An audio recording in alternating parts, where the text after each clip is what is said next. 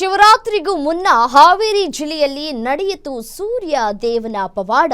ಮುಕ್ತೇಶ್ವರ ಮೂರ್ತಿಯ ಮೇಲೆ ಬಿದ್ದಿದೆ ಸೂರ್ಯನ ಕಿರಣಗಳು. ಗವಿಗಂಗಾಧರೇಶ್ವರನಿಗೆ ಉತ್ತರಾಯಣದಲ್ಲಿ ಸೂರ್ಯ ರಶ್ಮಿ ಸ್ಪರ್ಶ ಆಗತ್ತೆ. ಶಿಡೇನೂರ ಮುಖೇಶ್ವರ ಸ್ವಾಮಿಗೆ ದಕ್ಷಿಣಾಯನದಲ್ಲಿ ಈ ಒಂದು ಸೂರ್ಯ ರಶ್ಮಿ ಸ್ಪರ್ಶ ಆಗಿದೆ.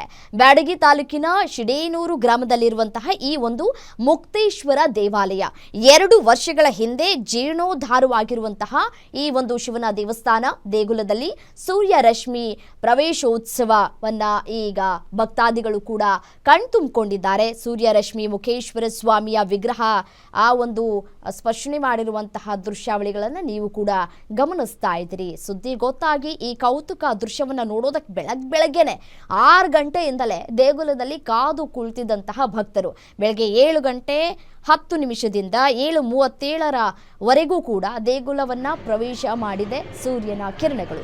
ಗರ್ಭಗುಡಿಯಲ್ಲಿನ ಭವ್ಯ ಮುಕ್ತೇಶ್ವರ ಸ್ವಾಮಿಯ ಮೇಲೆ ಸೂರ್ಯ ರಶ್ಮಿಯ ಸ್ಪರ್ಶವನ್ನ ಕಂಡು ಭಕ್ತರು ಪುಳಕಿತರಾಗಿದ್ದಾರೆ.